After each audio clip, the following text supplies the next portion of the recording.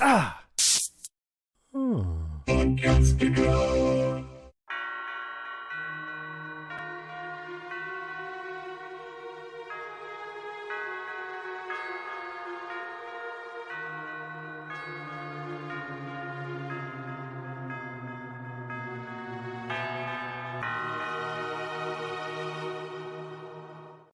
Welcome to the show. My name is Alex. And I'm Lizzie. And if you were looking for something to be crazy, you found it, because we are back, because Sunday is From Day.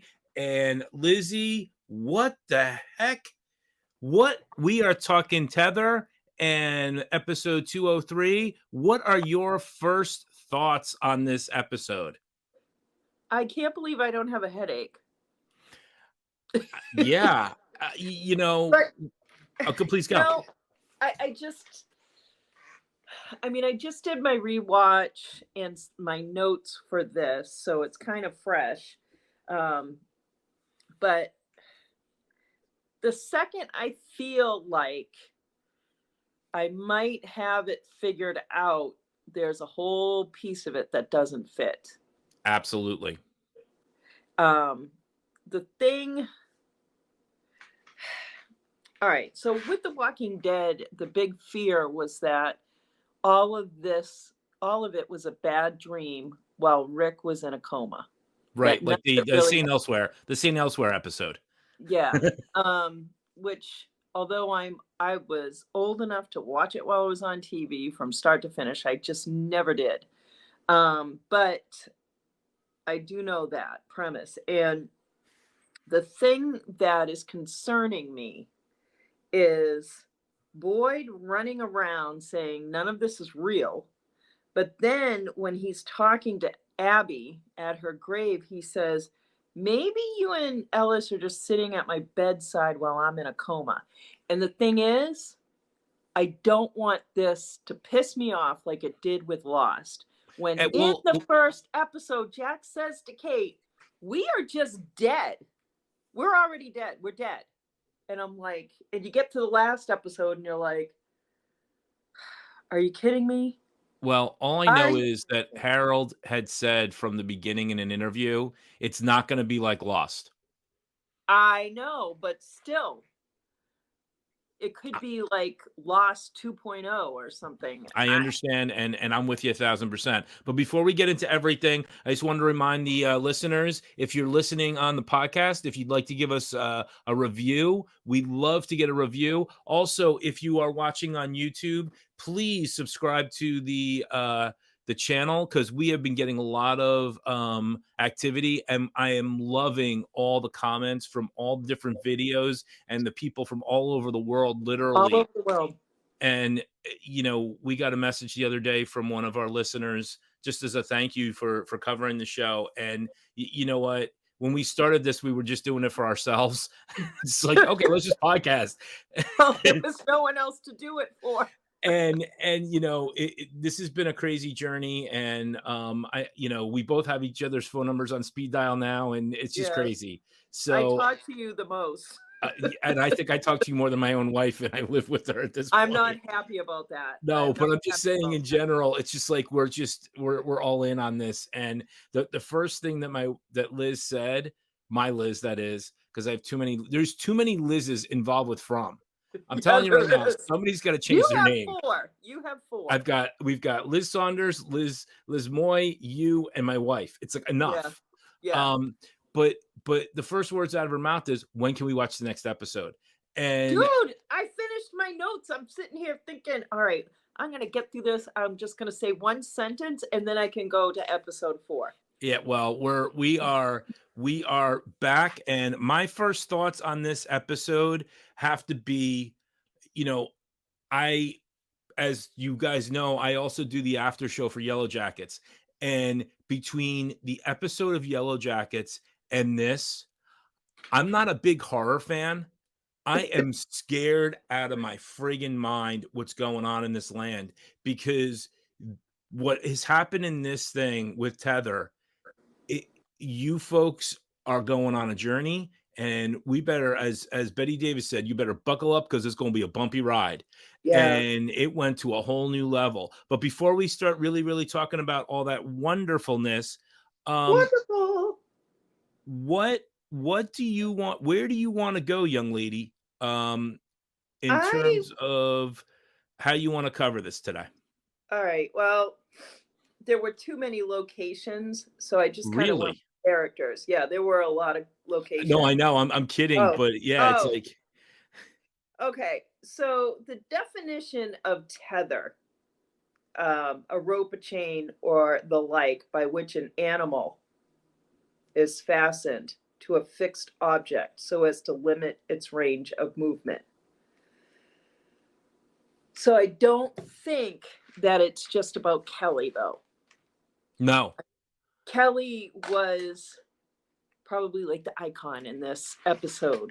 And it reminded me of the guy that had the railroad spike that went through his brain and still lived. And it's going, I think that they put it in a very specific place, starting in the frontal lobe and going back so that she wouldn't feel pain. But I think before we get there, I don't want to go there. Yeah, I want to set it up for the beginning of the show. And I want to talk about, because I think it's a really important conversation, is between Boyd and Ellis. Well, yeah. And I want to set the table there. But I want to set the table there. That's where I was going to start. Yeah. Just FYI. But I wanted to talk about just the name of this episode. Oh, please. No, I mean, if you want to keep going, yeah. I just didn't want you to get too far into it. Going, but I mean, that is the premise of who these people are, where they are. They're all tethered there. Right. And they just used Kelly as like, this is it. Like, they're just animals. Well, the thing. What? You're concerned? No. What really is pissing me off with this show, and it's not just this show, it's all shows. It's like everybody's got to sit down and lay their cards out because they've all got secrets. And if everybody would just say, this is what's going on, they could be closer to getting home. So, and it kind of dovetails into Boyd and Ellis. And what do I mean by that? So Boyd gets back, he's at his house, and Ellis is grilling him. And I think it's pretty funny because there's only 3 people that know, or 4 people that know about the faraway trees. We've got Victor, we've got Ethan, we've got Sarah, and we've got Julie. Mm-hmm. And now Boyd. And the other 4 are on board with it. Yeah. Except for Boyd. And, well, he didn't have a great experience. And I totally understand that. But yeah, what I love about this conversation is, one, it was a conversation. It was a productive conversation. And there is a level of respect back with Ellis and Boyd. Yeah, and rebuilt their they're back. They're not separate. I mean, we start the episode and Boyd is looking at his arm in the mirror, right? Looking at the cut. And this is the same mirror that he screams into in horror in season 1. And it was just amazing. But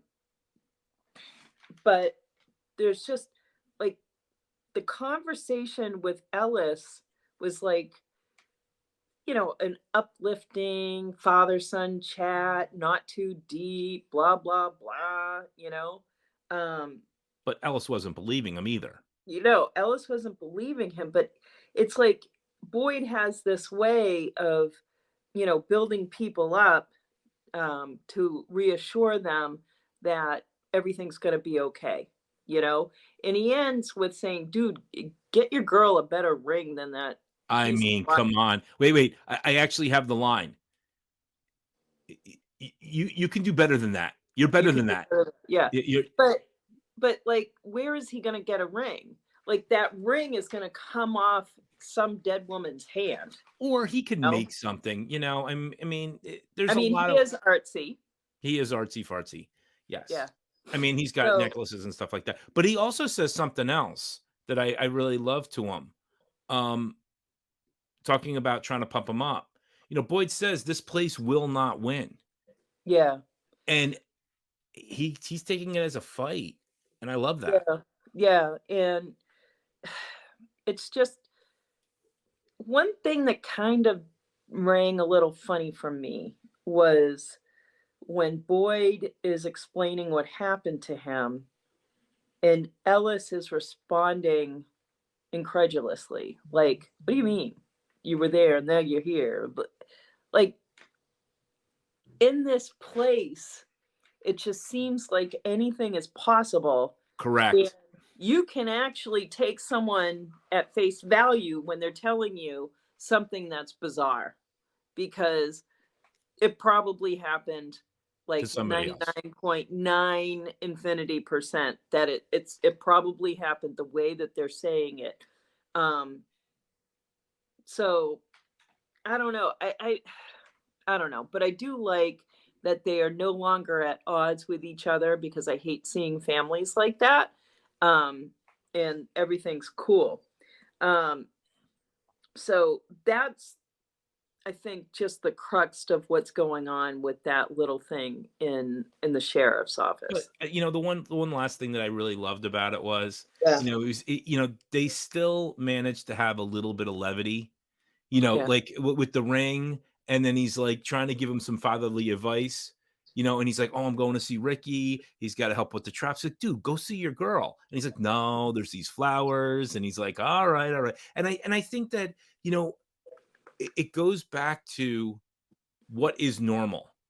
Yeah. And we always talk about this during COVID, the new normal, right? Well, they're in a new normal, and the new normal is I'm going to fix the traps. Oh yeah, I'm going to go get something that's special, and that's all the normal. And I love the point that you just made, which is everything is on the table. So if somebody says they go in a tree and goes somewhere, teleports, I mean, come on, we have monsters. Why not? Okay, you know, Why it's like, not? okay. Yeah. So I think that that's It's all one. possible. It's all possible. So I Yeah. mean, that was a nice moment, and I know it was only a short thing, but I think it's important. I do think it's important because it moves the story with those two being close, and I think there is no colony house anymore, and there is no town. There is us. Yeah. Some people happen to live at Colony House. Some people happen to live at the town, but we're one. Yeah. I'm kind of wondering, like, if the old colony house people went back. It looks like Clara is back up to living at Colony House, but I'm wondering if everybody else went back up, because, that's 22 new people. Well, Actually, we're gonna see what's happening. 20 new Yeah, people. right. So, well, maybe 21. I don't know, but at any rate, so I'm just gonna go down my Boyd You go wherever interaction. you want. Okay. I'm on the So ride now. then we're at the bus with Donna and Randall. And Randall has got his rifle that he is not wanting to let go of. And Oh, by the Donna, way, yeah. I want to just say this. Yes, it took us almost 3 episodes to realize that the guy's name is Randall and not AJ. That's his real name. His real name is AJ. I know. His real name is AJ. And so just to get a name, we still don't have a name for Gambling Granny. Granny. Well, we're going to talk about her, but yes, I'm sorry. Yeah. I didn't mean to interrupt you there. Yeah. So, Donna, in her Donna way, is trying to convince Randall that you can't take that rifle with you. It's not going to do you any good, even if you have it, because the only thing it's going to stop are the other people in the town. It's not going to protect him against those monsters, which is interesting. Like, they can't be killed by a bullet. Right. So the thing that kind of got me was her frustration at trying to deal with this situation. um, I was a classroom teacher for many years, and it can be insanely frustrating trying to teach in a classroom where there are kids that just won't settle down, and you've got the kids that want to actually get something done. They see value in education, which everyone should, but her shooting the tire on the bus, because not AJ, Randall brings that up like, oh, well, you can shoot our tire out. And it just reminded me of, kids' arguments to me, like, oh, you can do it. And I'm just like, I'm the fucking teacher in this room. Like, this is my room. You're in my room. Well, You're a guest in my room. So if I want to do something this way, if I'm trying to implement discipline this way, which is what Donna was trying to do and get control of the situation, that's the way it is. It's not always like when you're in that stressful situation, you don't always make the right choices. And shooting the tire out, Donna realizes, was not the right choice, but she was at a point that she needed to accomplish something, which was to not let these people get on the bus and drive away and just basically be like, 24 eggs in a carton waiting for the monsters to come. Could you imagine that bus?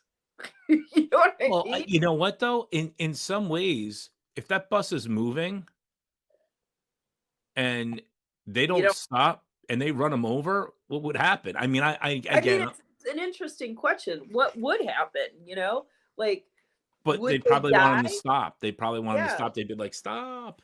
Yeah, and they don't know any better. But I like to chapter this as Donna versus Boyd. And the reason I say that is because Donna's doing her best, and it really is her best. Yeah. And In a hard situation. she does a hard fist, and she knows her people. And then you get this guy Randall, and then all of a sudden, look who shows up, the sheriff. Yeah. And I love Randall's comment. Wait, I thought the Asian guy was the sheriff. But in his defense, it's like, but what he was, because Boyd wasn't there. But it was like, what the hell's going on here? You're telling me this, this, and that, and now you're the sheriff. And I love Boyd's. He Harold Perneau does such a great job of doing this. He's just like, do what you want, but you can do it out there. Yeah. But if you want comfort and you want everything else, you stay here.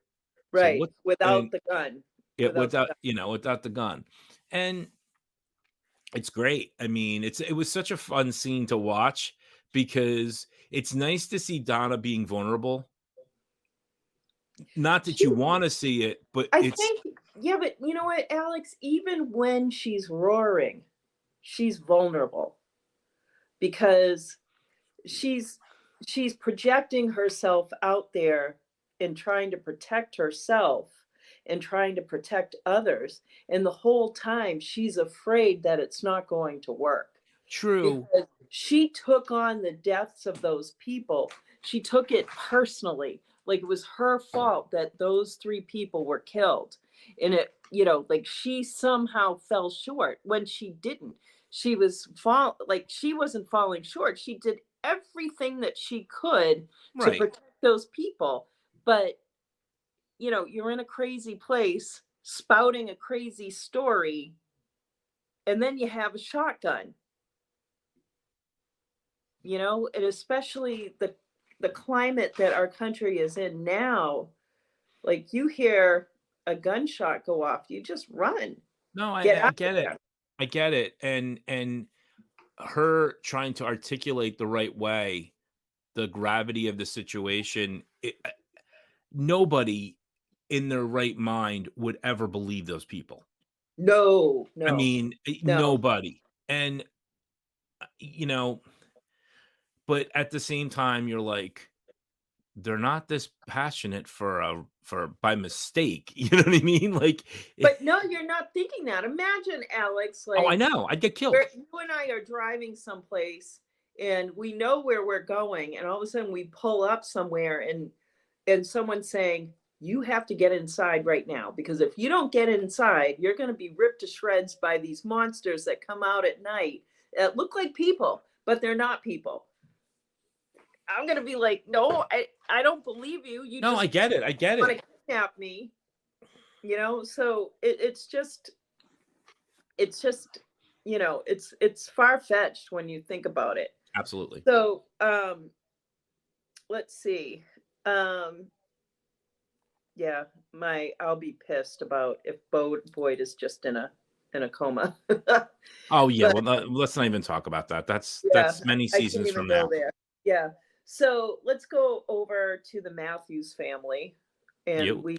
we pick up on them in the little medical office, whatever we want to call it, and Jim is getting stitches put in, and we find out that he's got some cracked ribs, and He's a mess. he's a mess. He's a I've never mess. seen him look so unkempt. And you know, he's sitting there with his family, and you know, the look he had on his face when he was telling Tabitha that he was afraid that she was gone. I'm like, he just sold that. I was like, oh my God, like he would just crumble and die if she was gone. You know what? And that's Look what on this his is face. about. That's what this is about. You know, I mean, he said it in the interview. This season's about love. Yeah. He's like, And they're I can't proving it. lose you. And they're Yeah, I proving can't it. lose And they're you. proving it. You know, it was the first chance they got to talk in days. Yeah, not days, like Well, no, days 24 hours. because she was digging and he was doing the Yeah, so it was so like maybe it was 24 hours, whatever it was. like Whatever, yeah. 24 hours. Yeah, it feels like days because we've had months in between, but it was really only 24 hours. But he tells her, I need to talk to you. I need to tell you stuff. And I'm just like, what is he going to tell her? Right. What did he see when when not yeah, wait a minute. Brick died when Tom got eaten. Right. What did he see? Because he's the only one that made it out of that house alive.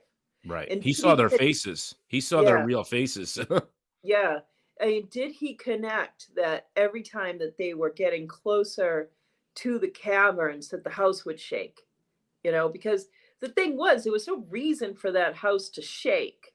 No. And it was like almost like little warnings going off saying, don't keep coming down here. Don't come down here. We're going to throw all this stuff in here so that you can't get down here. But he thinks his wife is underneath all of that stuff. And, you know, the house keeps throwing stuff in the way to the point where they're like, you know what? Fine. I'll just collapse the whole house. That's what I'll do. Right. And, you know, he ends up at the bottom of it. And he's the only one that makes it out of there. Well, I think he was so far under, the monsters either didn't see him or they couldn't get to him. I don't know. I'm just saying, I think he was too far under. That's why. And he wasn't making any noise. And it was just Tom and Brick. So yeah, I mean, I wonder if they have to be alive for the monsters to want them, or did Brick get ripped to shreds too? It's just, you know, him being right there and seeing all of that up close. It just makes me wonder what exactly he saw. I don't think it was just watching Tom getting no, ripped to shreds. we'll have to see. We'll have to see. I mean, it's going to play itself out. But yeah, I think it's nice to see that the Matthews family is back. Yeah. You know, they're better than when they were in the first episode. And, you know, gosh, the love between the two of them, you know, the parents, like, you know, they were on the brink of getting a divorce. And all of this that's happened to them, just being in that town for those couple of weeks, has just shown, Tabitha and Jim, like, I can't be without you. Well, they're We might have reconnecting again. They're Yeah, they're reconnecting. reconnecting. They might have had this horrific tragedy in Thomas being killed, and both of them feeling so guilty about it. But there's something redemptive about this place that has brought them back to the core of their love. So, Yeah. all right. And so, Tabitha takes the kids over to the diner to see if she can get them to eat. And really, Julie's just picking. Ethan's digging in because he didn't have a bad night. Well, you know what? That kid is just like, we're on a quest. It's like, it's time to eat. It's time to eat. The map has us here, and this is where we need to refuel. And kids are great at that. Kids are great at that. Well, they can be. They can be. Sometimes they just don't want to eat. So Ethan tells Tabitha about being in Victor's room, and he mentions that he's worried about getting Norman back. And Norman is his little guy that he has. But why? I mean, aside from wanting his own toy, but is there something more to Norman? I have no idea. All I know is he wants his toy back right now. And I say that because I think if it's going to produce itself, it's being more vital. It will, because he's had a couple of close calls, meaning they had to go get Norman and whatever else. But he also said something interesting in that conversation, was that they were talking about, where she was, and he just blurts it out. Well, she was on a quest with Victor while you were going. And I think, you want to take things to a different level. What's the deeper level? I think that Ethan is just beating the drum of, hello, you guys aren't listening. It's this is what we're doing, and you're just not seeing it. And well, she does say something about it to him at the end. Later. Yes, later. And before, like, she starts to say, I know what you think this is. And he's like, woman, I am gonna be careful. Right. I know you think I could be in danger. I'm worried about that. But, I think he's got the walking stick. So his wizard stick, his staff, and he's fine. Like, he's the game warden. Nothing's going to happen to him. Like, he's golden. So it's like he has this whole thing under control. And he's the smartest person in the room. He knows what's going on. Right. Now, during that scene, something else happens that I think is important, where Tabitha goes and sees our favorite diner person. And I love the fact that the first words out of her mouth are, what? Would you like some tea? Yep. Offers her a warm beverage. Thank you, Sheldon. Yeah, no. It makes me wonder if they were watching that show prior to ending up in Lost. Not in Lost, in From, another 4-letter word. Yeah, right. But I just loved that exchange. I mean, we love our Lizzes. We just love our Lizzes. And I just loved that exchange between the two of them, the mother to mother, and Mrs. Liu just being so willing and gracious and generous and saying, come live with me. Mothers help together. Yeah. And I just love how vulnerable Tabitha was. You knew, like, you didn't have, again, you don't need language in this. Yeah. I need clothes for my family. I need whatever. Of course, you're going to go get clothes, but then you're coming to live with me. And I love how Ethan's like, I think it's Ethan or Julie is like, are we going to live with Kenny and Jade? And is this for good? Like, yeah. I know. So we go back to the hospital, and Jim's in bed and he is looking at the exit sign above the door and he's thinking about the whole electricity thing because Tabitha has told him that the cables don't go anywhere. Right. And he's got that, engineering mind and he's like, there's got to be something. I mean, just logic tells you there has to be something that makes it work. But this is the one thing I want to say, because what is with the flickering? Because he got up when he saw the flickering. I know. And like they do focus on that. Like those are little just footnotes in a lot of scenes when there's a lamp on, it flickers. That exit sign flickering, like it's not the first time we've seen something like that happen. And I think it's really just like, pay attention to the electricity. This is a big clue. So yeah, I'm just reminding you that this matters. And that's what I think it might be. Could be their life force. That's their life force. Their life force. And maybe you're right. Maybe you're right. Hey, it'd be pretty funny if that it's actually it. I mean, I just made that up. Yeah. But no, yeah. I think there is something. Think about it. Think about it for a second, right? It's tethered, like their life force is tethered to that town. Right. But yet the electricity is not tethered to anything. It just hangs there, right? It's not connected to anything. So does that mean that their life force is, up here somewhere? Like it's not really tethered. Did I just get too deep? Do you need No, I mean, I understand what you're saying. I don't know. It's a lot to think about. It's a lot to think about. You know what the problem is? And no, the reason why I'm not saying anything is that's a bigger question I think is going to be answered later. I'm hoping. Yeah. When he wakes up in the scene Yeah. elsewhere. But then while he's trying to do that, we're going to the racetrack. Yeah, gambling granny comes in. And I think her entire purpose for coming into this scene was, one, to say it was just a bus. I'm not paying attention. I am traveling the country playing, going to racetracks and gambling, right? So, he's like, what's in your bag? And I'm just thinking it's probably a load of money. Right. But then, which is no good in this place. It's no good in this place.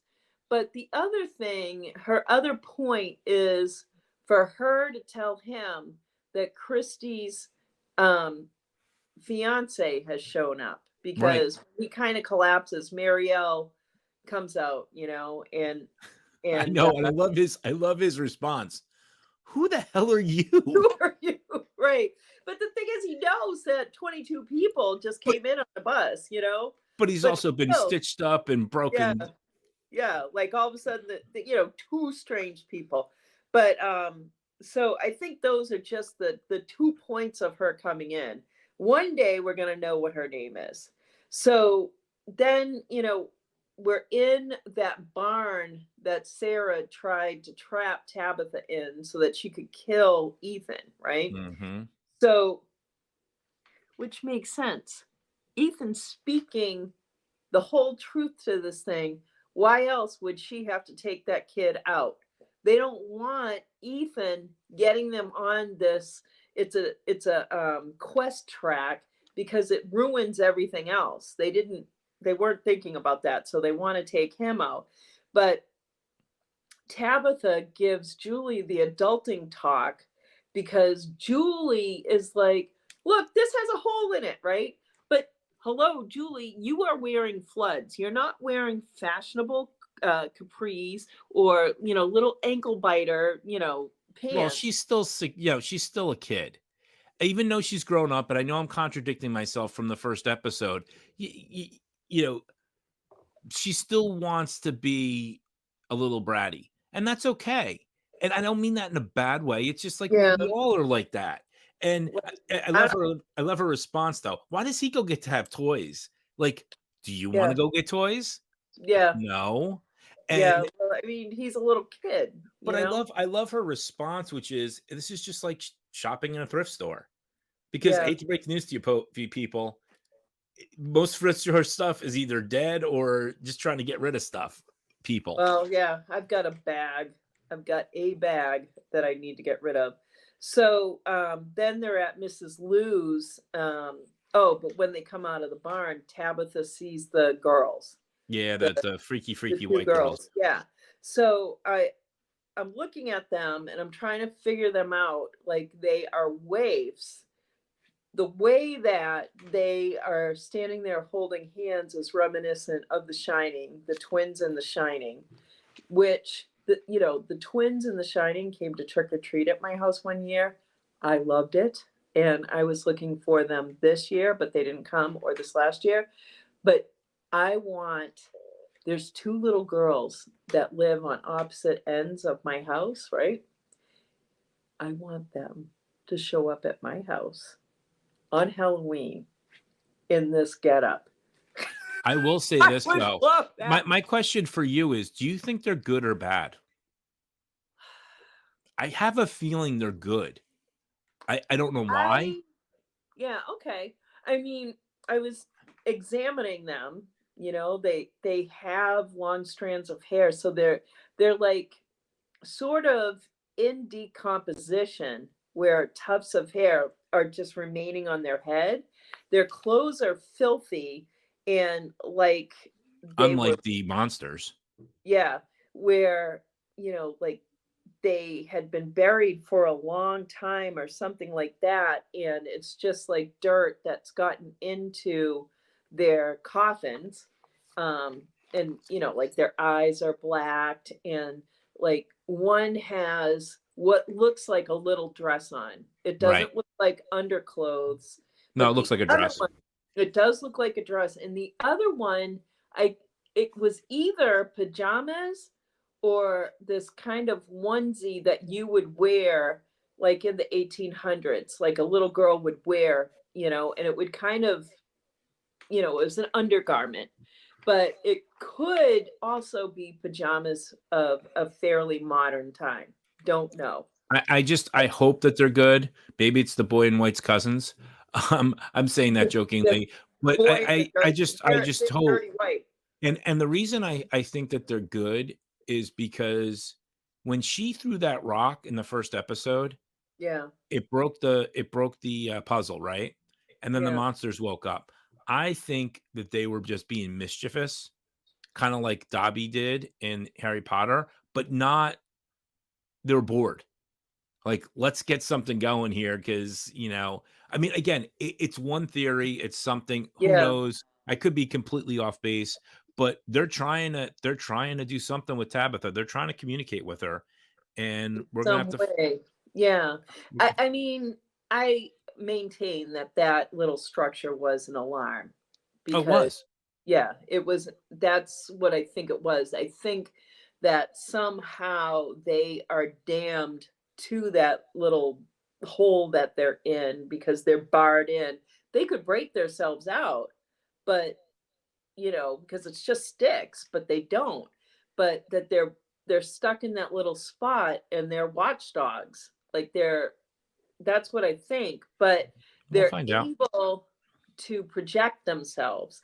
And it is interesting that, Victor and Ethan are seeing the boy in white and he's pristine. But yet Tabitha is seeing these little girls in dirty white, and there's two of I hope there is some. I mean, there's obviously going to be some significance. I just wonder if they're tied together, and so how they're tied together, I should say. yeah. So while they're sorting clothes at Mrs. Lou, Julie is trying to get Tabitha to talk to her. Hmm. And Tabitha is just, giving her the let the grown-ups handle this line. And Julia's like, dude, I was worried about being stuck here by myself, taking care of Ethan and wondering how I was going to do that. And Tabitha is like, it's like she was shaken by the shoulders and just like, hey, you know, you've got to share this. because they're all there together having this experience. And she tells her about seeing the girls, Right. the two little girls. But she compares it to after Thomas died, Right. when she would hear the baby crying. Occasionally she'd see him, and when she saw him, he looked peaceful. But when she saw the little girls, she did not get that same sense. Like, she did not get that peaceful sense. And then, she's out on the porch talking to Ethan, and Ethan is like, look at this cool puzzle. And it's basically a replica of that structure, which it's built enough along where I'm wondering why Tabitha didn't recognize it. But I know that was really weird that Tabitha didn't recognize that. Yeah. Because it's not like it's it's a unique structure. It's a unique structure, and there was enough of it built where she should It was have. more than half built. It was almost done. He only put like 4 pieces, yeah. But as soon as he put the round piece at the top, she's like, oh my God. And then she sees the girls again, So that's showing up for her. Let's jump over to Victor. Okay. And so he walks into his room, and it's in utter disarray. I mean, Jade really did a job, he just really, there's no Y in Jade. Oh, jeez. But he really did a job on that room, and he's like, and he's looking around, and then Clara pops in and says, hey, Jade and Ethan did this, And so he looks under his bed, and he sees that something is missing. So because she said Jade and Ethan were here, he goes looking for Jade, because I don't think he thinks, well, now he probably is wondering about Ethan. But he goes down to Mrs. Lou's house, and there's Jade playing the violin. And Jade is an accomplished violinist. I mean, it was gorgeous. Yeah. And it was neat because he doesn't have his pot anymore. So he's got Well, he doesn't have the rolling papers. I'm just saying, he doesn't have his rolling paper. But it's only 24 hours, so. Right. So, I mean, he'll find a bowl. But you saw him at peace for a brief moment. A moment, yeah. Like he was lost in that. And it showed us, it brought us a little deeper into who Jade is. Like, I didn't see him playing a violin. Well, his aunt or whatever probably forced him to get violin lessons, and he used to, he would kick and scream, but he learned to become an accomplished violinist. Yeah.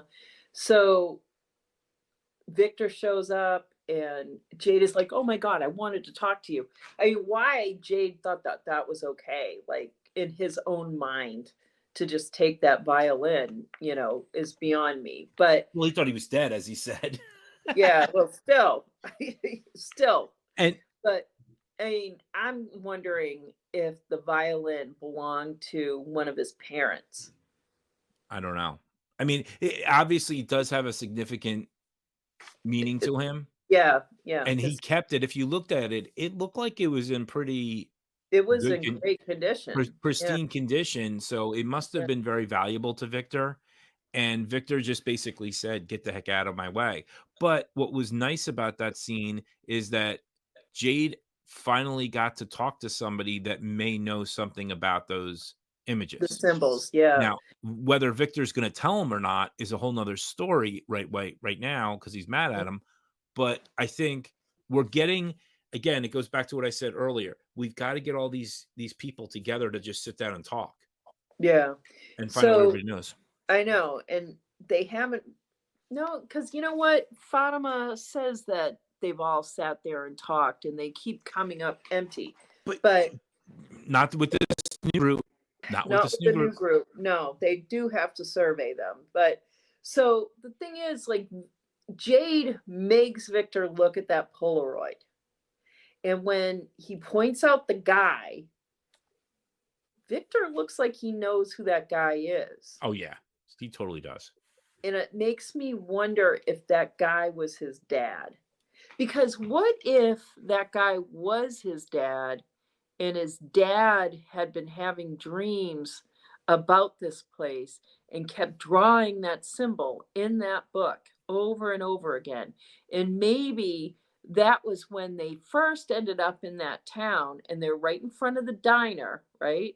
And the mom takes a picture, and back then, like, maybe even maybe the father was dominant in the family and the mom is talking sense. The father ends up dead and Victor has his book, or somehow the book is appropriated to the supply room. But the thing about it was he had a response to the man in the picture, but when Jade is like, and this is you, Victor looks at the picture, and that whole thing about the pictures they remember. He started remembering what that situation was probably. It was real. And it was real. It was real. It was real. It wasn't a dream. The picture remembered that moment. So either that guy is somebody else or that guy is his dad. we're going to find out because we saw in the trailer that he shows up again. The man? Yeah, the man shows up again with the book. Okay. All right. So let's see. I have a question for you. Yeah. Okay, so after that scene, I posed this to the viewers and to you. Because he's like, because Jade says to him, "Don't you want to go home?" And for me, where is Victor's home? He's kind of like a nomad. He's not a nomad. He has been in that place for 30 to 40 years. That is his home. Exactly. He probably doesn't even remember not being there. Barely remember anything else, and maybe he doesn't remember anything else because it's been blotted out over time. Right. And so Victor doesn't offer or agree to help Jade. He just says, "Stay away from me. Just stay away from me." And kind of like a little kid. But also, like, it made me wonder, is he lumping Jade in with Elgin? Because he said, "I don't like this guy," right? But then, I don't know. And Jade had a moment and he realizes he handled that all wrong. Right. And yeah, he knew what he did and like, it's almost like Jade's way of being and Victor's way of being are very similar. And Jade realized, oh, I've got to approach this guy a different way. Right. But he realized it too late. Like, he wasn't, and I'm not saying this is in a derogative sense. He needed to turn it down a lot. He needed to turn it down a lot, but everybody else is like operating on one frequency, and Jade can kind of go in and bulldoze people, and they're just like, but with Victor is sensitive the same way that Jade is sensitive. He's a simple mind. No, he's not a simple mind. Neither one of them are. Oh, I think Victor is a simple mind in the way you communicate with him, but to extract information. I think he's a very intelligent person. I just think they're both operating in the same wavelength. Okay. Meaning that Jade has to communicate with him up in that wavelength, not the way that he communicates with everybody else that are down here. Him and Victor are up here. Okay, maybe. Okay. So let's see. Where else? I'm kind of saving the woods for last, if that's all right. I kind of can't go there. All right, let's go to the woods. Well, we can go to Elgin. All right, let's pop over there. So So Fatima is his proxy. Wait a minute. Didn't she just get Julie too? well, Why it's is she getting them all? Julie is done I know, but like she just got Julie. Why isn't someone else? because a they have proxy? 27,000 people. They each have their own proxy. That's probably true. Yeah, you're right. So anyway, she's settling in Elgin. One thing that kind of struck me as odd that I caught, and I don't know if I'm the only one that caught it, but we interviewed Nathan Simmons earlier this week. And he spoke with a pretty strong American accent, right? Okay, yeah. I didn't hear a hint of anything. But when he's talking to Fatima, he says something to the effect of, "How long have you been here?" Been. I Not don't think. been I here. think you're grasping at straws. I don't Again, know. I don't know. It could be a very subtle hint that something is up. But it was like right after he said bean, it was like he was readjusting back to an American accent. So that was one thing. But she's trying to explain, Colony House, and he says, "Hey, is there any water around here?" right. And she's like, "Well, yeah, we have Brundles." And so he takes her there. She takes him there. And she's like, this is like our only place to have some fun. And would you want to go swimming there? Like, not in that particular spot, but in a natural body of water in that area. Would you want to go swimming at all? Well, you know what? Sometimes you have to. You have to do something. I mean, you can't just sit around in a cave all day.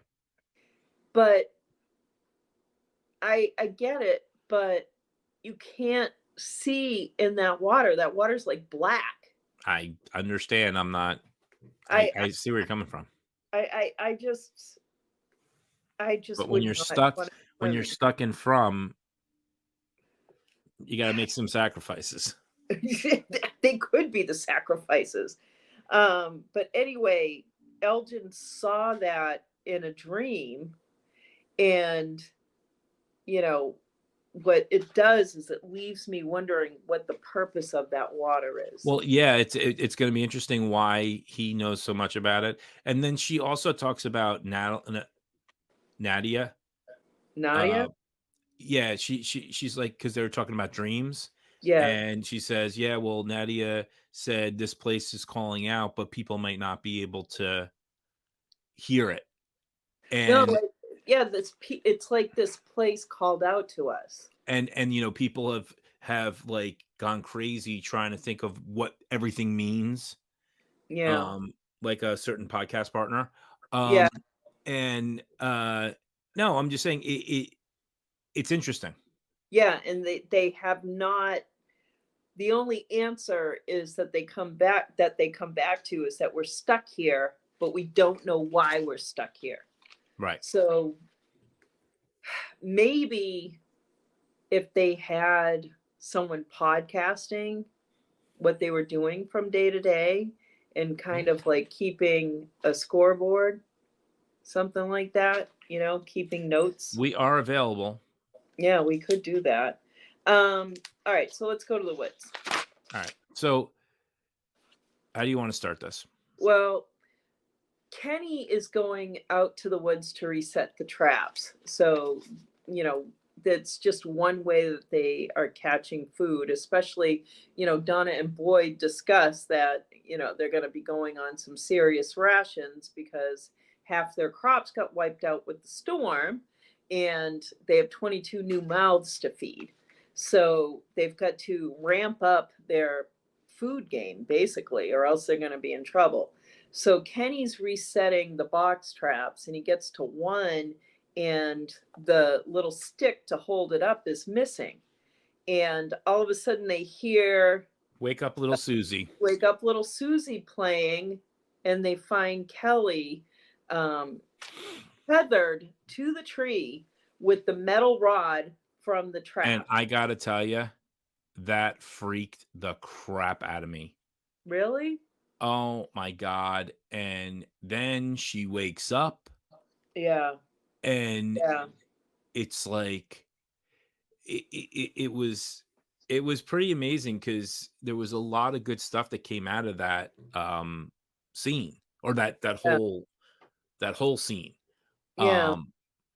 Because she's talking to them and then she realizes that she's not in a good She's place. not okay. Yeah. And then she starts talking to Ellis about what happened.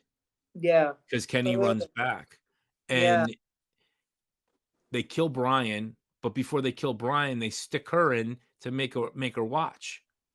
They don't stick her in. No, like I think he gets killed out in the town. Well, I'm just saying they make her watch and whatever. They drag them outside. Yeah. And make her watch while they kill Brian, like they torture Brian. Right. And you know, when the two come in, the girl and the boy, I was like, she was the bad girl that your mother warned you about not being in high school. Because like I was like, she looks like trouble. That girl, you know? Yeah, I mean, those monsters wanted to come out and play, that's for sure. I mean, gosh, yeah. And so, but the thing is, backing up to the music, right? The alarm goes off and the song says, it's 4:00 and we're in trouble deep. So I wonder if it's 4:00 in the afternoon, because Christy mentions, hey, it's going to be dark soon. And we can't, this is a 15-hour operation, just getting that out. They don't have the time. They don't have the expertise, you know, to do that. They don't have the facilities to save this girl. You know, one of the things I did want to point out, to go back a little bit, is you know, Christy had a moment with her fiance. Yeah. It's Marielle. I knew I was going to say that wrong. And so Kenny comes along and she knows that she's a nurse. Why didn't she go with her? Well, no. And then she's like, no, you stay here. But it's like, why? And I understand why, because then she answers it like they have that argument when they first get there. A whole bunch of people died today and you're acting like it's normal. And like, there's like this whole disconnect. And I mean, I guess it's fortunate that she stayed, because then she could help Jim and all this other good stuff. But it was like stupid. I thought that was bad writing. I don't understand why she didn't bring her out, because second set of eyes, a second set of medical opinion. I mean, Christy didn't know what she was going to face before she left there. But the thing about it was just, no, it was a dumb move. It was just a dumb move. But she could have further illustrated what's wrong with this place. Right. You know, because this is what they're dealing with on a daily basis, that Marielle doesn't realize that they're in a constant state of trauma. Because, you know, they're waking up in the morning, they've got to clean up these bodies and have services for these people that have died. Okay. And then a few hours later, they're dealing with this woman that's impaled to a tree on purpose, because she's just, you know, it was like they tethered their trapped animal to a tree so that she would be there when they got up the next Exactly. No, exactly. It was sick. I mean, it was totally sick. And yeah. But I love that. And I'm going to jump ahead. After it's all said and done, she goes back to her and they have a moment and they're back together, kind of thing. You know, they worked it out, because she didn't want to stay with her. She wanted to stay with the people on the bus, which I didn't understand. Well, she was mad at her. I mean, Christy told her about the place. So she comes to go stay with Christy over at the hospital, and then sees the rock by the bedside, and she's, instead of being like, oh my God, you had this with you the whole time, you were thinking about me the whole time, instead of having that reaction, she's like, what the fuck, you had this by your bedside the whole time and you didn't try to come Wait, home? you're trying to make, make love actually like logical? It just, that reaction didn't make sense to me, but that was her reaction Oh, to wait. Rock being there. So they go back, but before they go back, I do want to point out one thing, how Ellis is given great advice to poor Kenny. Like, I mean, he could not have made the situation any worse for poor Kenny.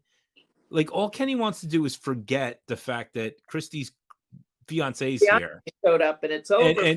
And he wants to just put his stupid traps up. And, of course, Ellis is Ellis in is love. picking flowers. Yeah. And it's like, dude, I forget exactly what he says. He's like, oh, I know that must be really hard. Like, or something, like whatever the worst thing you could say to somebody. Very dismissive, because Kenny's like, hey, can you help me find this rod that I'm looking for?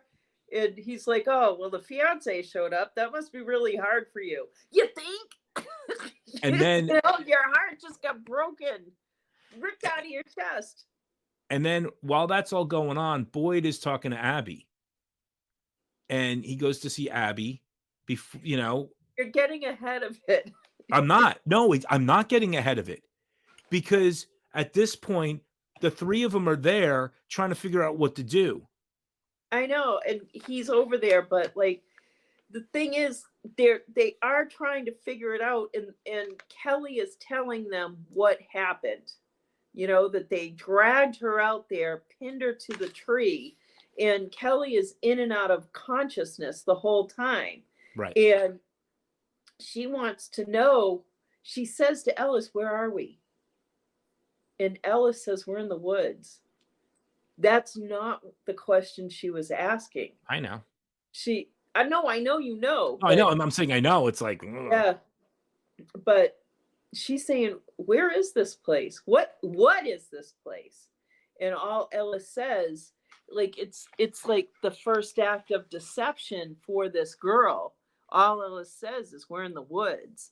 So then she's talking about what happened and, how the two came into the bar that night or last night and the whole thing.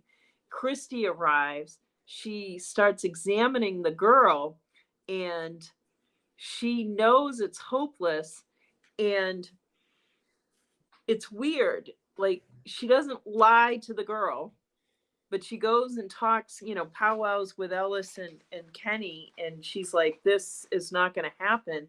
So she goes back to talk to Kelly, and Kelly's like, hey, can I call my mom?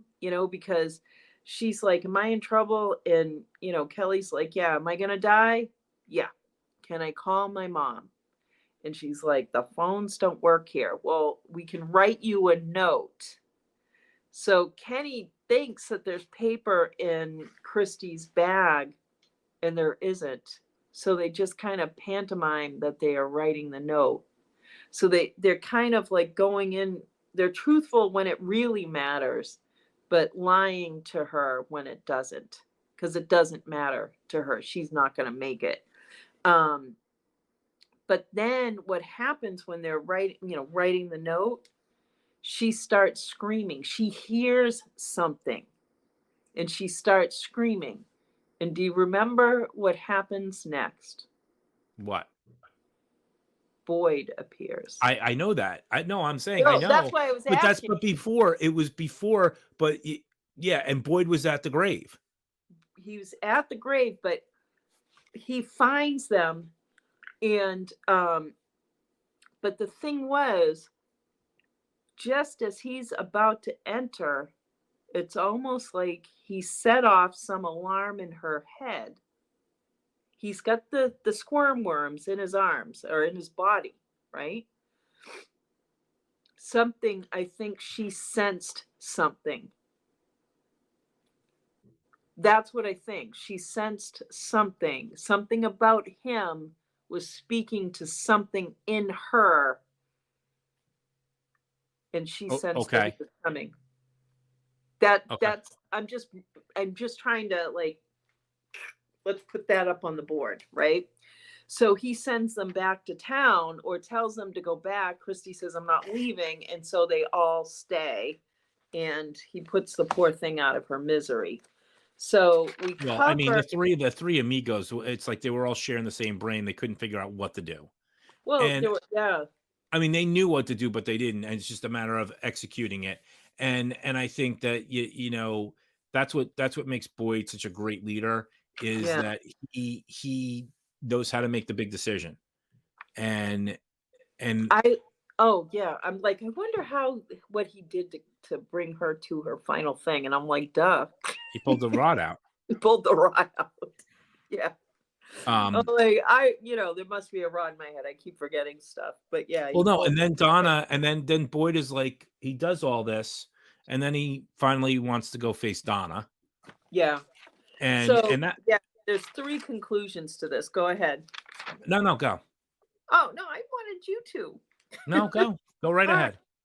All right. So Donna's at her breaking point because she's in the greenhouse and she's trying to, keep food alive and make sure that they have enough. I think that was like a kale plant.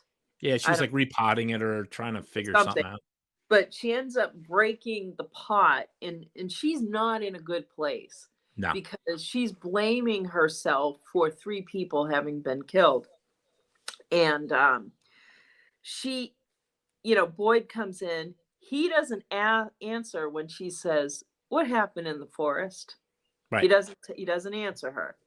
But so she's like freaking out because she feels that she got 3 people killed. And his response is to tell the story of when he was in Iraq. Right. And that their Humvee, not Humvee, standard issue Jeep went over an IED. Right. And the IED tore through the Jeep. And one of the soldiers he was with was gravely injured and ends up dying in Boyd's arms. That's not the point of the story. Right. The point of the story was that the guy's name was Corporal Brian Kelly. Right. And he even says, I don't know what that means, but it has to mean something. In a way. And if you say it doesn't mean something, I'm going to beat the bajungas out of you, because you think that you pick a piece of paper up, it means something.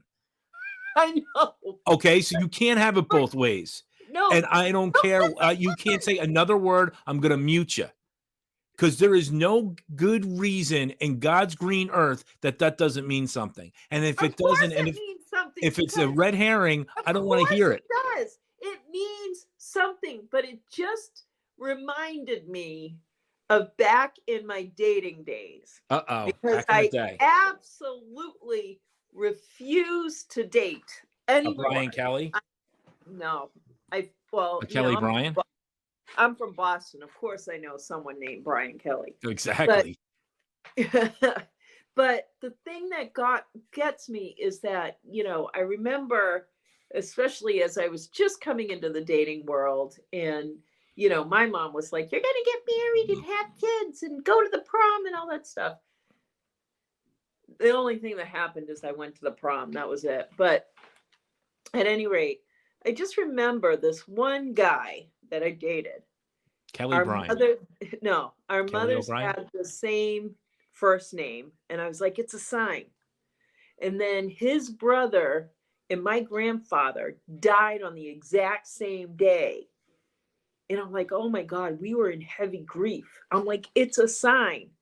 He dated a girl that lived in the same house that I lived in when I was a little kid. It's another sign. And I'm just like, we're meant to be together. We spent 9 years together. But I've come to realize that in life, I don't know that everything is a sign. You can't have it both ways. You've been saying how everything is a sign. In my life. Oh, okay. I'm not saying in from. Of course, it's a sign. Okay. No, but you're right. Everything, you know what? It comes down Not to this, everything folks. means something. No, not everything does mean something. Sometimes it is what it is. But It's what it is. But I'm telling you, but the thing is, like, I remember after that breakup, I had to find a new apartment, right? In December, right after the breakup, I'm on the phone with this woman and I'm asking her about a place, right? She's renting an apartment. And I didn't want to live in an apartment building with a lot of other people. So I said, yeah, that doesn't sound like what I'm looking for. And she's like, okay. She calls me back and she says, Liz, my daughter has a place. Let me give you her number. So I call the daughter, I go look at the apartment, and it's okay. It wasn't anything awesome, but it's okay. And it was just a smidge out of my price range, And I was like, I need to think about it. But the breakup was so fresh that I couldn't make my mind up. Like, I couldn't think. And I was like, I just need more time, and Christmas was coming and in a couple days, and my finals for college were right there. Anyway, I end up renting from that same woman, but I don't realize that it's that same woman. Another apartment came available in this 22-room Victorian mansion, 5 rooms. And I'm like, I rent it, right? Well, one day the smoke alarm goes off, and it's in a shared hall sort of thing. Yeah. So they hear the smoke alarm. The daughter comes out holding her child, who she was holding the day I met her. And I'm like, oh my God, I've met you before. And I connected the whole thing. And maybe that was a sign. This part of the show is sponsored by Lizzie's Adventure. Yeah, if you're in Boston, you just look up Lizzie Adventure, and she will take you all around and tell you everything is a sign when it's not. No, nothing's a sign. Okay. But if I could talk about another one, I'd like to try to finish the podcast before 5 hours from now. But I have to tell you about my ancestor. Okay, but we could do that on another episode, I promise. Next week. Next week we'll find out about her ancestor. Yeah. Her 57th cousin, twice removed.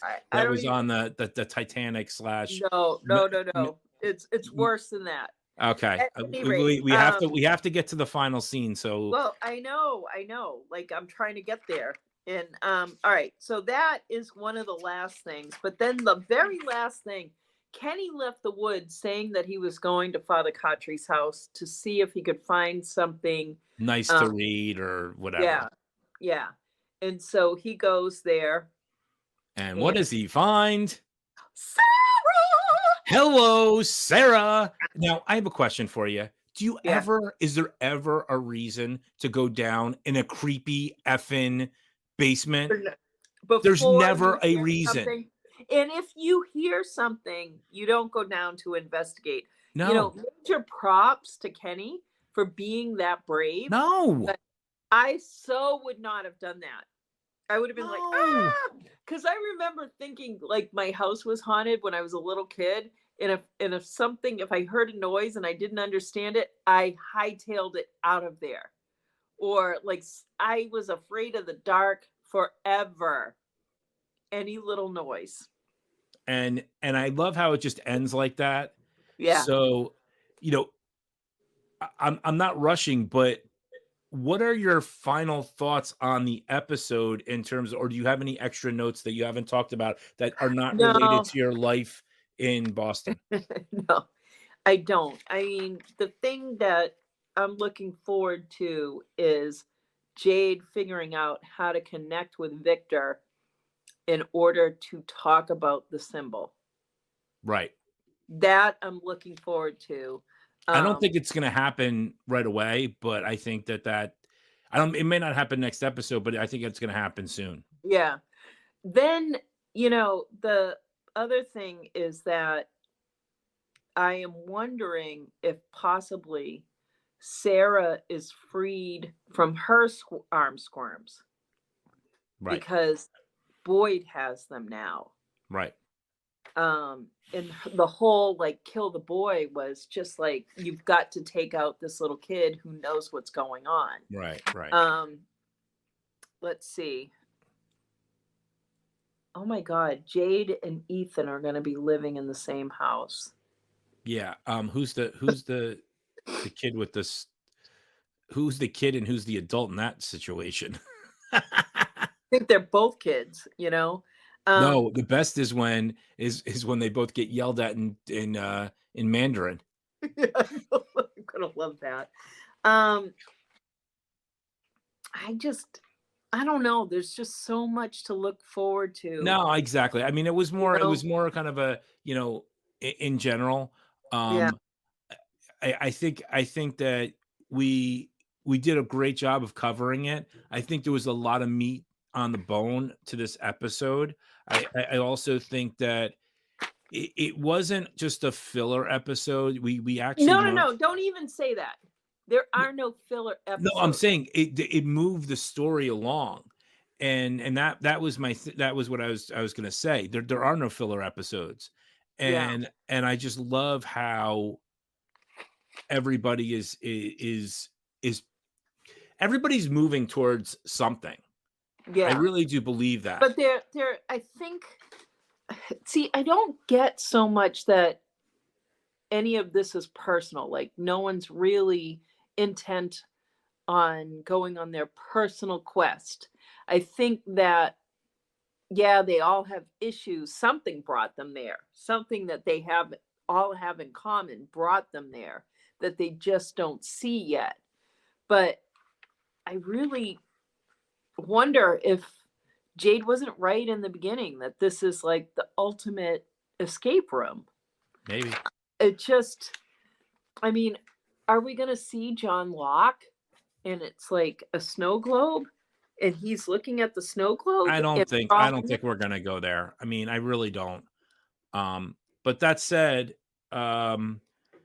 I know we have some feedback. We have some feedback that was written, and then we also have some voicemails. So why don't you read our written feedback, if you don't mind? Okay, let's see. I just have to pull it up on my telephone. I thought I had it up. And why, here it is. There we go. Feedback. Okay. Oops. All right. Where did it go? I'm seeing you talk. Okay. Here's the cough I was trying to avoid. Sorry. COVID. All right. So Lisa Spur says, loving the show, binged all of season 1 so I could watch the new season in real time. I am enjoying the podcast, though I'm confused about the focus on Kenny's pants and socks. Because it keeps happening? We just don't understand why Kenny and now Julie don't have better pants. That's all. And yet missing the peach truck in the drawings. I think it's the forest for the trees. Right. We're looking, it's nothing serious, Lisa, but we did see the peach truck. I did see the peach truck, but I missed the drawings, and on a rewatch, I was like, oh my God, they were all over the place. Yeah. I do have one question. Who is feeding Martin? Who? Somebody. I mean, I think Martin was actually part of the bad guys. We'll see. Yeah, I mean, I think he was hostage, but we'll see. He could be a double agent. I don't know if he was, because when I think about Martin, everything about Martin kind of seemed to be related to Boyd. Right. Like he had the Marine tattoo. It was like he was the perfect person for Boyd. Yeah, like he was designed for Boyd. Right. Someone that he would have to save. Right. Someone that would have to save. Something that would tether Boyd to this guy with the tattoo that he's like, leave no man behind. Like it was all orchestrated for Boyd. That's what I think. Obviously, he wasn't being fed much, if anything, but he had to have at least been drinking something to survive more than a few days, unless the squirmy things kept him alive. I'm definitely interested to see who is coming and who threw the rope. Me too, Lisa. Me too.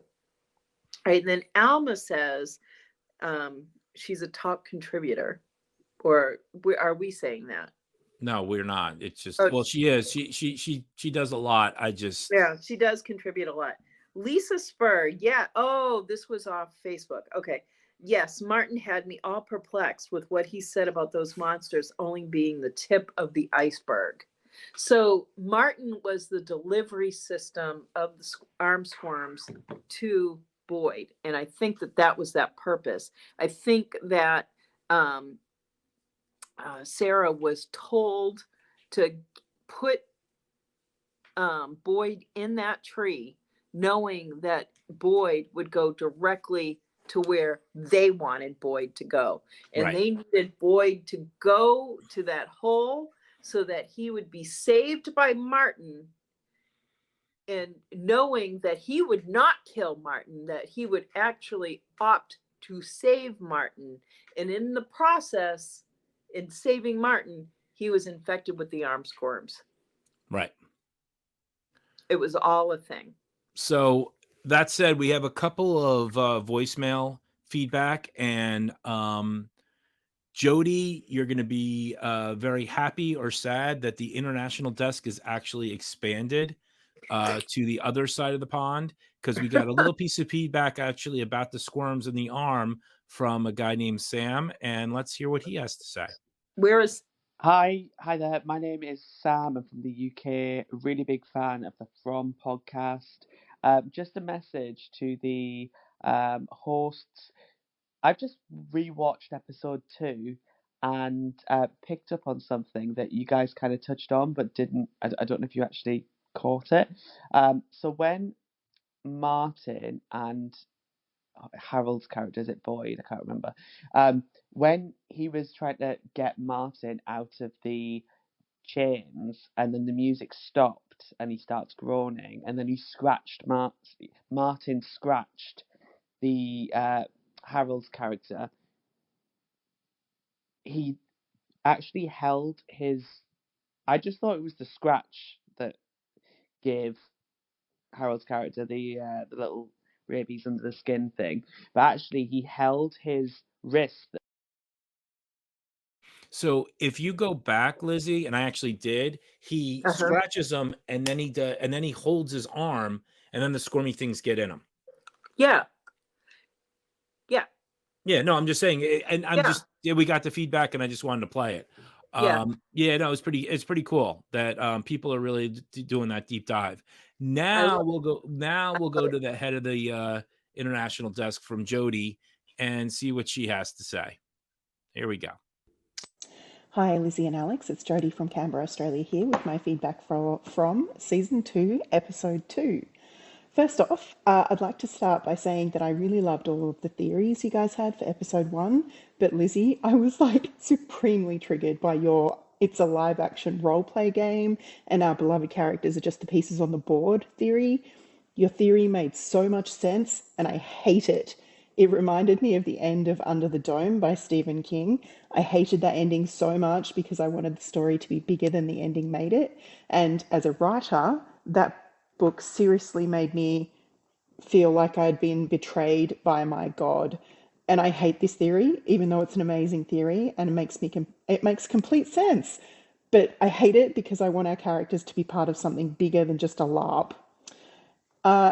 Getting on to this week's episode, I didn't think I could get any tenser than watching episode 1, but of course, this is from season 2, and I should have expected this. I'm even tenser and more urgent than last week. I feel really jacked up having just finished it. I nearly shit bricks when Fatima was out the front of the police station trying to rescue people, and the creatures just calmly walked around the corner. I'm so glad she flipped them off. I was literally thinking that's exactly what I would do in that position while safely behind glass, protected by a talisman.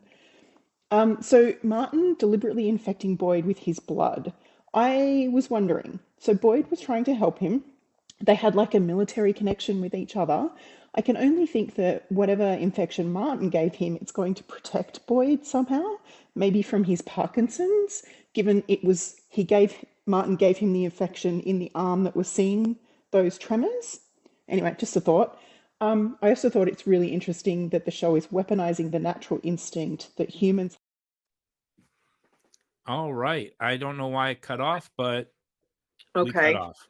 Oh my Wow. God. I didn't realize she was also a writer. I wonder what she writes. But two, it's interesting that I triggered her with my game idea. I And love she that called idea. it LARP. She called it LARPing. And I love Yeah. that live action role play. It reminds me of What We Do in the Shadows. Oh my God, I love that show. Yes. But we still have some more. We still have some okay. more. Archmeister Rennie has to. This piece of feedback I love. Okay. Rennie knows exactly what we need in From. Okay. Well, I'm really disappointed that Tom got killed because since he was a professor of philosophy, he was the character I could most identify with.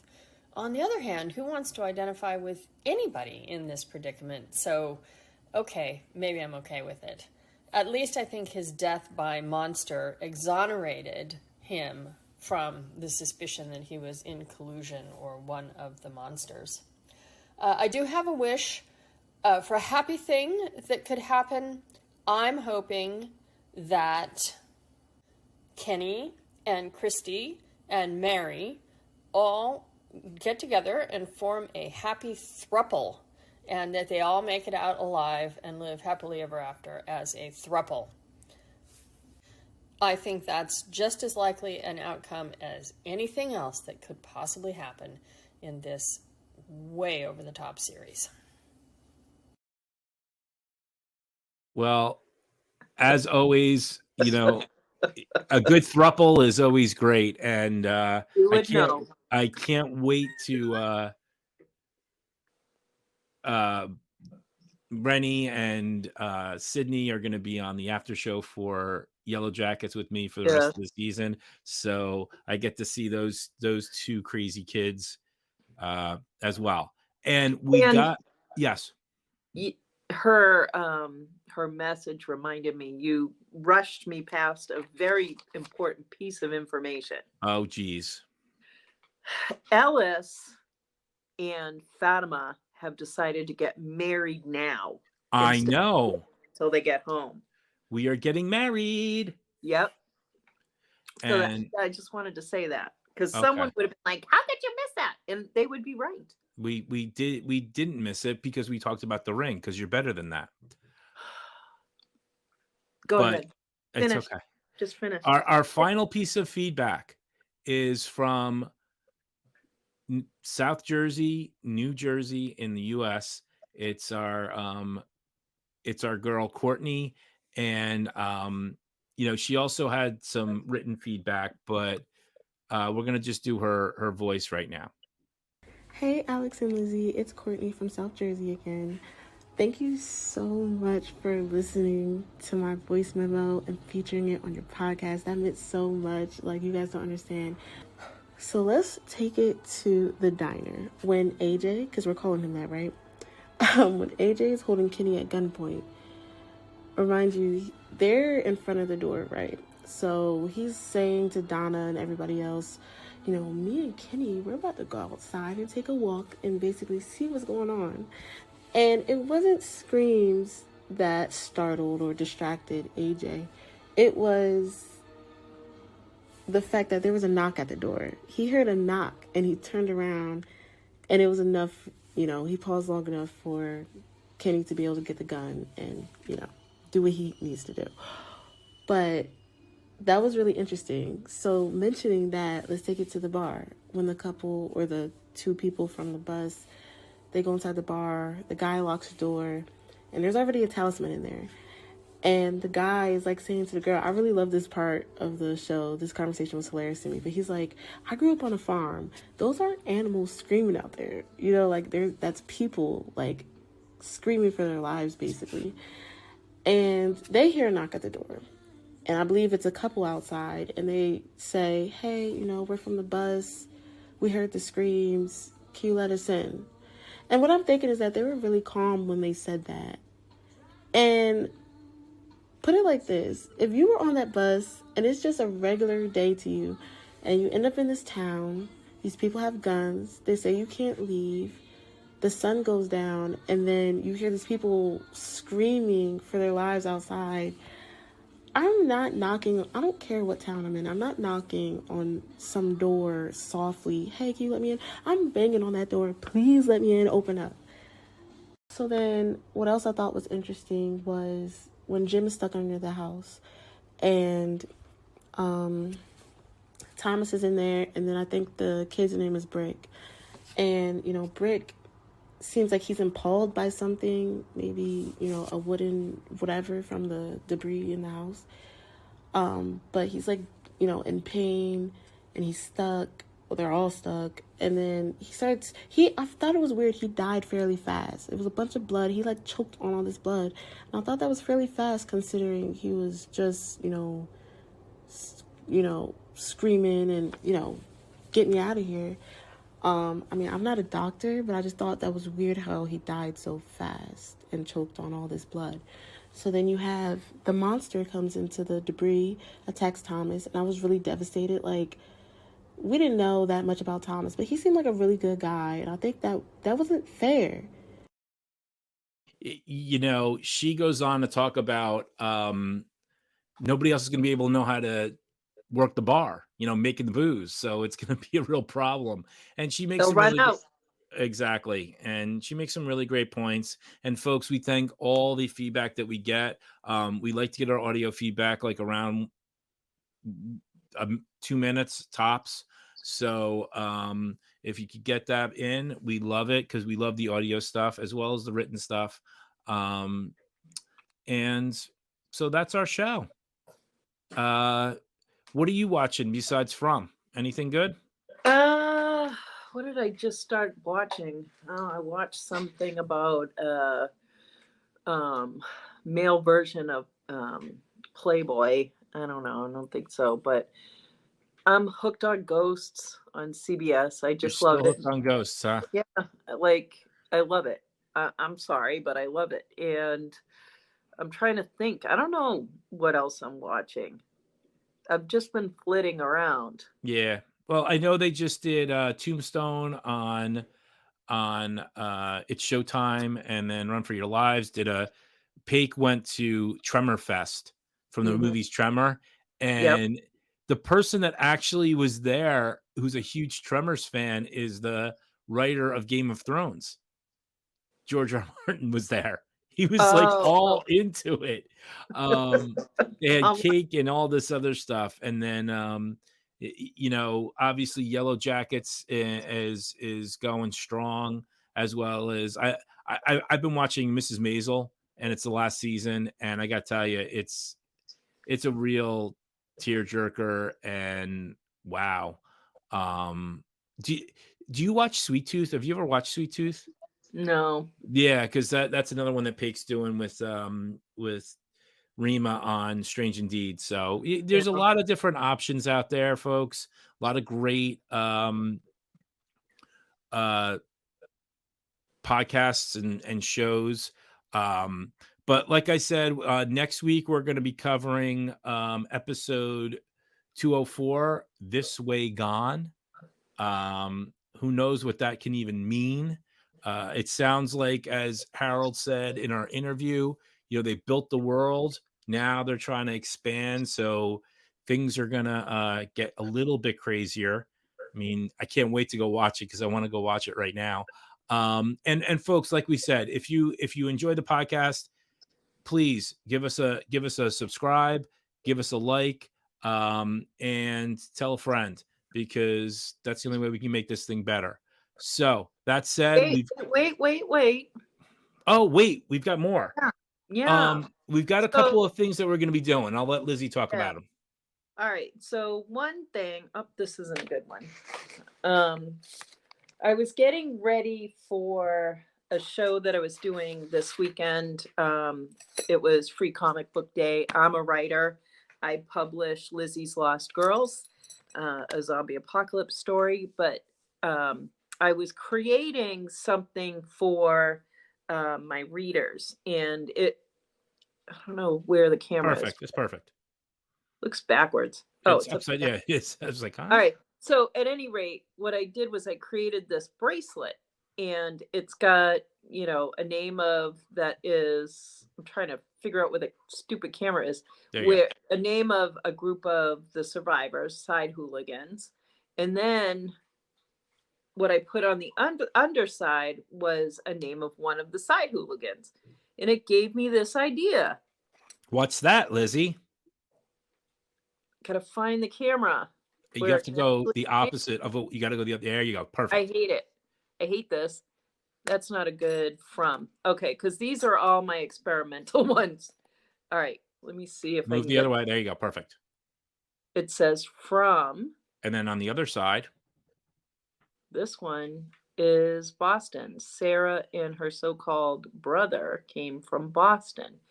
So what it will have on the outside, it'll be a bracelet just like this.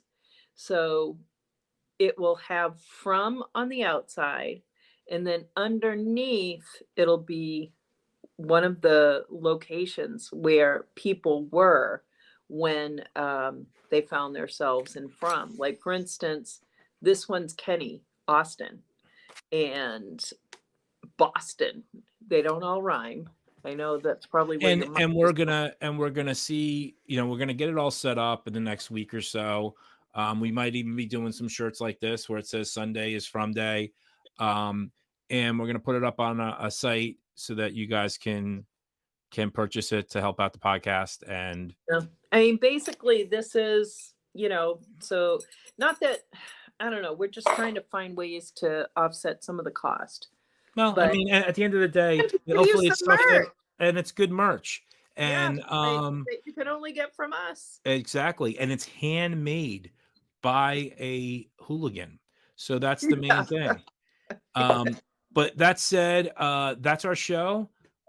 We've got a special outro that we're trying out, and hopefully you guys actually like it. So I like it. I gotta tell you, we'll see you next week, and we are out. Get you home. Let's go. Come on, get in your house. Let's go. Come on.